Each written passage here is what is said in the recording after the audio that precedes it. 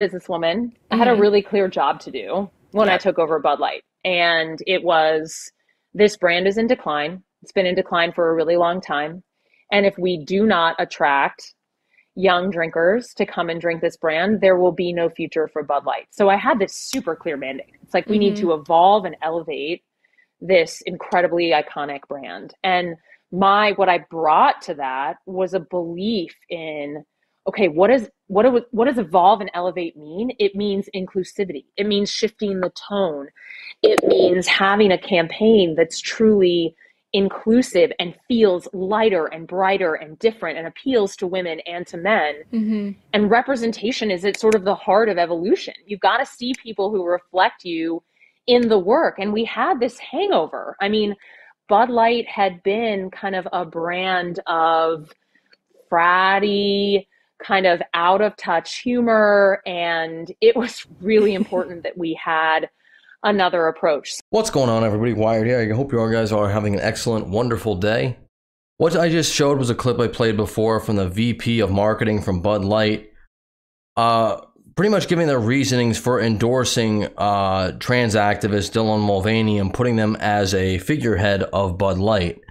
But what I have in front of me right now is the actual stock of Anheuser Busch, the parent company of Bud Light, and how they've been in decline for the past 5 days, probably a little bit longer than that, as this boycott seems to be working out. As you can see, there's a very steep drop-off.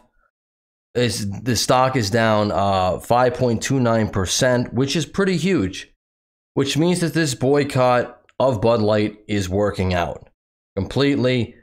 And that's the best way you can go against these woke companies. You vote with your wallet, or better yet, don't vote with your wallet. Don't spend your money at their companies, and that speaks to them. This is a huge decline for Bud Light and for Anheuser Busch, and this is money that cannot just be regenerated. Essentially, there's no way that beer sales are going to double within the next week. That's going to make up for people drinking their beer this week.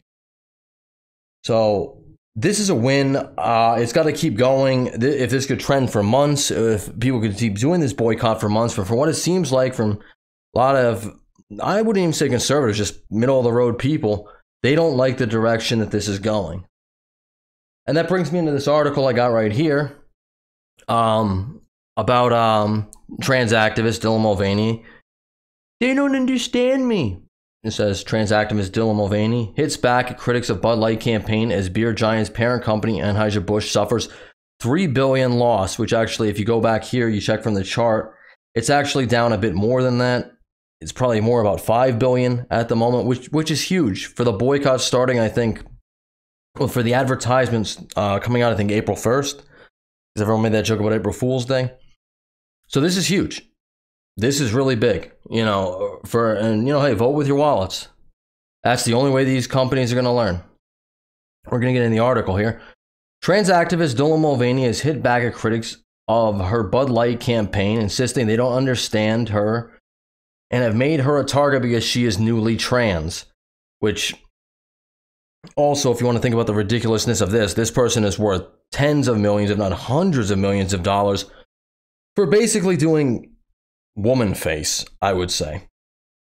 They consider themselves trans, which, again, I'm not allowed to criticize on YouTube, but they don't have top surgery, they don't have bottom surgery, they have limited facial reconstruction surgery. I find it insulting to real women, and frankly, I find it insulting to trans people who have gone through the transition for a very long time and had to acclimate into society under a lot of different restrictions. And Dylan Mulvaney is, I don't think, the ideal victim for this movement. I really don't. I think Dylan Mulvaney is a plant. They've been put there by somebody. I guess they're a good actor or a good, whatever you want to call it. But in an appearance on Rosie O'Donnell's podcast, Mulvaney, who has just completed 365 days of girlhood, notice girlhood, not womanhood, girlhood, said the reason that I think I am so ...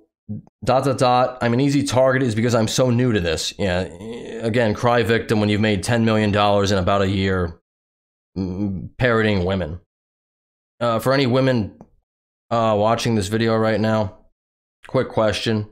Not to be insulting. If any of you made tens of millions of dollars for being a woman, I'm going to say probably not.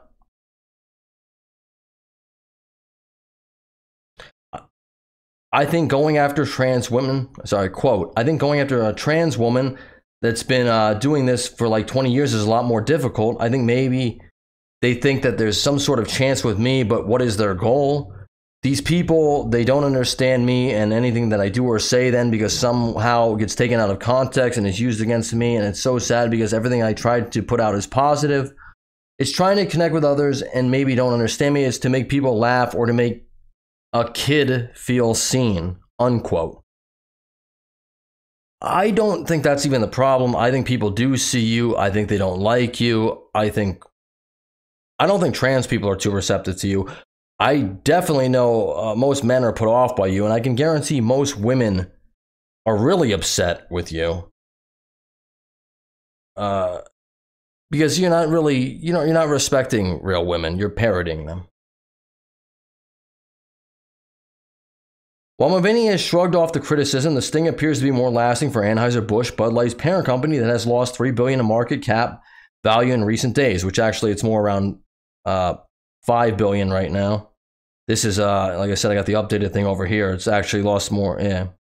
This says it's down 2.52. This one says it's down 5.29, which that's huge for a stock. And that could be a multitude of things. I'm not saying that's specifically attributed to Dylan Mulvaney. However, in this case, probably specifically attributed to Dylan Mulvaney. The beer giant was worth $132 billion on March 31st, highest market cap all year after a string of well-received ads like its Super Bowl commercial. Mulvaney's partnership dropped on April 1st. By April 3rd, Bud Light fans started sharing their distaste for it. Kid Rock kicked their rage up a gear when he posted a video shooting cases of beer the same day. That's a great video. Then country stars Travis Tritt and John Rich publicly denounced the brand. There were also rumors of depleted sales over Easter weekend, which, like I said, you can't just earn these sales back. People are not going to just buy more beer all of a sudden. They will buy less. They're not going to buy more. It's hard to gain followers. It's pretty easy to lose them. Yesterday, Anheuser Busch share price dipped to $64.96, wiping $3 billion total from the company's value. Like I said, it's more today. The marketing team that oversaw the campaign, including VP of Marketing Alyssa Gordon Heinerscheid, I'm sorry, I can't pronounce that, remains in place. And Anheuser Busch is also standing by the campaign. I don't think she's going to be there for all that long. Very, very foolish to alienate your existing customers to try to attract new customers. That's not really how you do marketing. From my limited experience in marketing, because I don't know anything about marketing, but from my limited knowledge of it. In a statement after the initial blowback, the company tried to calm conservative consumers with a statement. I don't think it's just conservatives either. I think it's moderates or even leftists, unless you're an insanely far leftist. Anheuser Busch works with hundreds of influencers across all brands, yada, yada, yada. From time to time, we produce unique commemorative cans or fans for our brand influencers like Dylan Mulvaney. And to my knowledge, Dylan Mulvaney is not really an influencer until they got contacted by this and received these cans. I don't think Dylan Mulvaney knows anything about Bud Light. This Heinerscheid, the marketing exec hired to overhaul Bud Light's image last year, wanted to lead a female inclusivity revolution at the brand. Okay, wanted to lead a female. Okay, she talked proudly of placing women at the forefront of Bud Light's ads. No problem with that. And adding inclusivity as a priority. Okay, no problem with that either.